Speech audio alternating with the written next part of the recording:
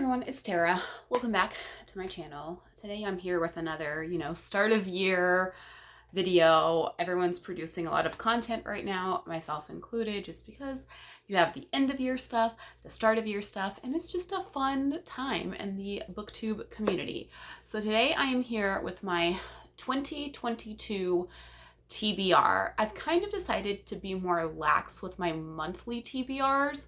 I'm not going to have super firm TBRs month to month unless I happen to be participating in a readathon, but I do have some books that I really want to prioritize this year for various reasons. So that is what I have for you today. So I have 11 books on my 2022 TBR, which is kind of a weird number, but I'm thinking I'm going to read one a month, with the exception of one of the books, which is kind of large and nonfiction.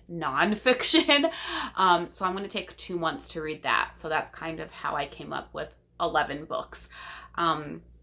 There's a variety of genres, a variety of lengths of books. So I'm hopeful that I can get this done. So I'm just going to kind of start pulling them off of the chair that they are all stacked on. There's no particular rhyme or reason to it. I'm not assigning specific books during certain months. I mean, some of them will be somewhat obvious, like the time that I will probably end up reading them just because of what they are.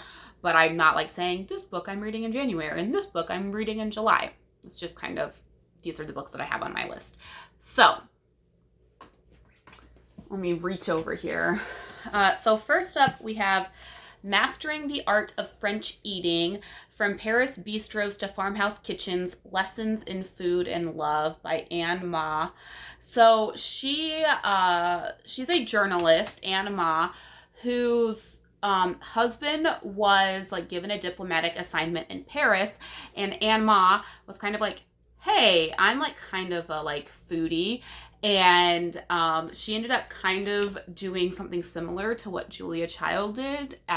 Julia Child's husband was also given a diplomatic assignment in Paris, and instead of learning how to cook, Ann Ma decides she's going to kind of eat her way through Paris, if you will, in France, other parts of France.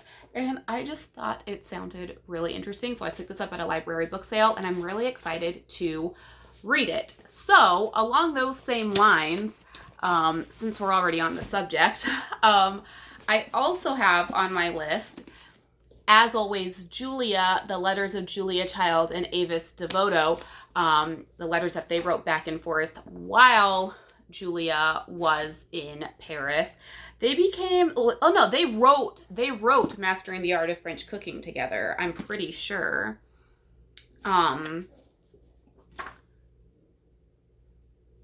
Yeah, did they? They became pen pals. I don't know. I just my favorite movie of all time, and I don't know why, but I don't know if it's my favorite movie of all time, but it's definitely up there. I've rewatched it a lot, is Julie and Julia. And so I've kind of become fascinated with Julia Child's life. So I've read a couple of other books about her, and I saw this at Goodwill a couple of summers ago. Maybe it was last summer, summer of 2020. And I was I just need this, and I haven't read it yet. So we have these 2 books on my list. Then I have The Lady of the Rivers by Philippa Gregory. Philippa Gregory was an author that I meant to read in 2021 and just didn't get to it just because of life. And so this is the first book in her series, and I've had it forever. Have been wanting to give her a try, the author a try. I just need to read it.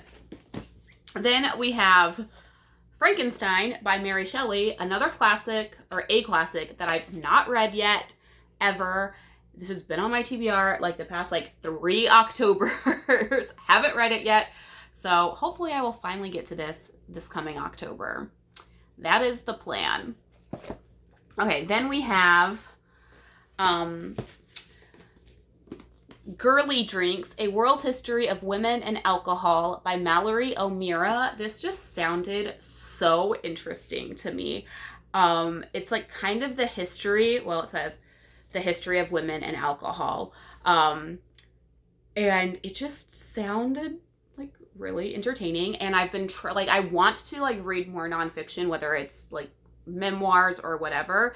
And this one just really caught my eye at the bookstore. So it says, from the earliest days of civilization, alcohol has been at the center of our social rituals and cultures worldwide. But when exactly did drinking and making drinks become a gendered act? And why have bars long been considered places for men when without women they might not even exist? And so it just kind of goes throughout like the entire like history of alcohol and women's like role in it. So sounds very interesting.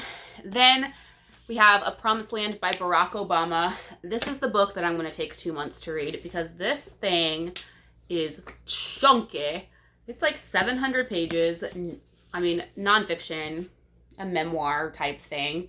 I've been wanting to read it. Like, I know a lot of like my book, like not a lot. I've had like booktube friends read it. I've had like friends in my personal life read it. John's sister has read it. I think John's mom has read it. And I haven't heard very many, if any, bad things about it. So I really just need to get to it. It's been on my shelves for too long. And I just like, I think the Obamas in general are just very like good, fascinating people. And I've read Michelle Obama's book and I love them as people. I think overall he was a great president and I just want to learn a little bit more about him. So, yeah. All right. Then we have 5 more. Then we have Stalking That Jack the Ripper by Karen Maniscalco. I've just like always been like slightly interested in this series. Not slightly, I mean I bought it. So interested enough in this series, but like I haven't picked it up yet. So I don't know. Why not? Really. Then we have 100 Summers by Beatrice Williams.